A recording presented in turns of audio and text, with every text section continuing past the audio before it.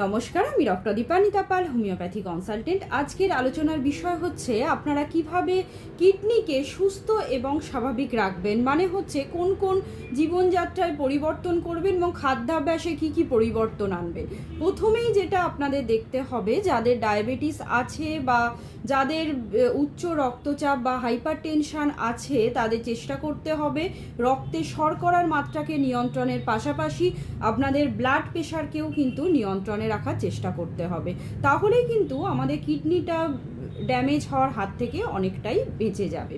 Next যে পয়েন্টটা আপনারা খেয়াল করবেন সেটা হচ্ছে, যারা তরকারি বলুন বা পাতে খাবারের সাথে আপনারা এক্সট্রা সল্ট নিচ্ছেন রেগুলার, তারা চেষ্টা করবেন নুন জাতীয় যে সমস্ত খাবার আছে বা লবণ মিশ্রিত যে সমস্ত খাবার আছে সেগুলোকে কম খাওয়ার। বিশেষ করে তরকারিতেও আপনারা নুন কম দিয়ে কিন্তু খেতে পারেন। নেক্সট যে পয়েন্টটা আপনাদের বলবো সেটা হচ্ছে, আপনারা অবশ্যই প্রোটিন, যেগুলো আমরা সাধারণত অ্যানিমাল প্রোটিন, যেগুলো যারা এক্সেসিভ পরিমাণে খায় তাদের কিন্তু কিডনি হেলথে একটা প্রবলেম আসতে পারে। তাই চেষ্টা করবেন এই যে ধরুন মাংস অনেক দিন ধরে বেশি পরিমাণে খাচ্ছেন বা যেগুলো অ্যানিমাল প্রোটিন আছে সেগুলো খাওয়া কম করতে। নেক্সট যে পয়েন্টটা আমি বলবো সেটা হচ্ছে, অনেকে কিডনি খারাপ হয়ে যাওয়ার ভয়ে কিন্তু আপনারা পর্যাপ্ত জল খান না। সেটা চেষ্টা করবেন আপনারা পর্যাপ্ত, যদি না কিডনির সমস্যা থাকে আপনাদের অবশ্যই চেষ্টা করতে হবে পর্যাপ্ত পরিমাণে জল পান করার।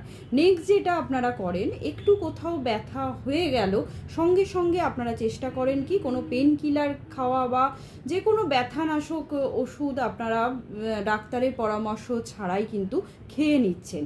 সেটা চেষ্টা করবেন অবশ্যই একজন ডাক্তারের পরামর্শ নিয়ে খাওয়ার। নেক্সট যে পয়েন্টটা আপনারা ওভারলুক করে যান সেটা হচ্ছে, ইউরিনে ইনফেকশন যদি হয় সেক্ষেত্রে দেখা যাচ্ছে অনেকে লজ্জা পেয়ে সেটাকে চেপে রাখে এবং অনেকে ট্রিটমেন্ট করায় না, অথচ বারবার তার ইউরিনে ইনফেকশন হয়ে যায়।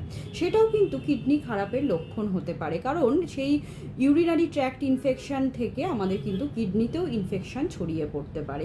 তাই চেষ্টা করবেন এই যে ইউরিনে ইনফেকশন যদি বারবার হয় সেক্ষেত্রে আপনাদের অবশ্যই একজন ডাক্তারের পরামর্শ নেওয়ার। নেক্সট যে পয়েন্টটা আপনারা করবেন, যারা অতিরিক্ত মানসিক চাপে আছেন তারা চেষ্টা করবেন মানসিক চাপটা কমাতে, পর্যাপ্ত ঘুমাতে, তাহলেই দেখবেন আপনার কিডনিটা সুস্থ এবং স্বাভাবিক থাকছে। নমস্কার, সবাই ভালো থাকবেন এবং সুস্থ থাকবেন। যদি ভিডিওটি হেল্পফুল বলে মনে হয় অবশ্যই শেয়ার করবেন এবং আমার পেজটিকে ফলো করে রাখবেন। ভালো থাকবেন।